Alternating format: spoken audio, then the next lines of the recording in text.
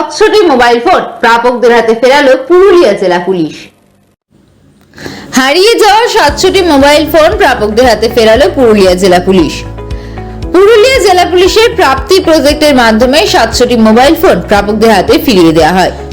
সোমবার পুরুলিয়া বেলগুমা পুলিশ লাইনে আনুষ্ঠানিকভাবে প্রাপকদের হাতে ফোন তুলে দেয় জেলা পুলিশ। জেলার বিভিন্ন থানা এলাকায় যে মোবাইল ফোনগুলি হারিয়ে গিয়েছিল বা চুরি হয়ে গিয়েছিল সেগুলি পুলিশের বিশেষ দল তদন্ত করে উদ্ধার করে, সেগুলি এদিন ফিরিয়ে দেওয়া হয়।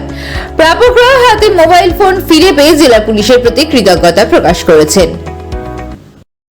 রিকভারি টিম তাদের প্রত্যেক মেম্বারকে আমি আমার তরফ থেকে আন্তরিক অভিনন্দন এবং শ্রদ্ধা জানাই। আজকে আমরা পুরুলিয়ায় এই পুলিশ প্রশাসনের যে সাহায্য শুধুমাত্র মোবাইল রিকভারিতে নয়, প্রতিটা পদক্ষেপে আমরা লক্ষ্য করি। সে রাতের ট্রেনে একটি মেয়ে যখন বাড়ি ফিরে, সে নিরাপদে বাড়ি ফিরে, চাষি যেমন তার কৃষকের ধান জমিতে রেখে নিশ্চিন্তে ঘুমায়, তেমনি আমরা যারা সরকারি কর্মচারী তারাও বিভিন্ন ক্ষেত্রে সহযোগিতা পাই।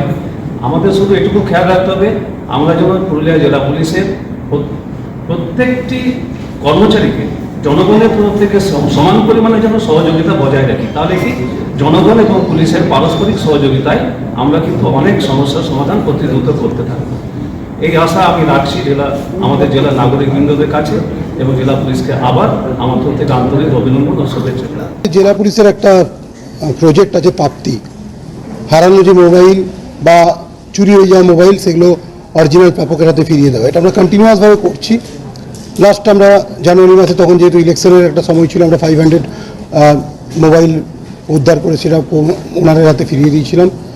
এই মুহূর্তে আপনারা দেখতে পাচ্ছেন আপনাদের সামনে 700 মোবাইল আছে।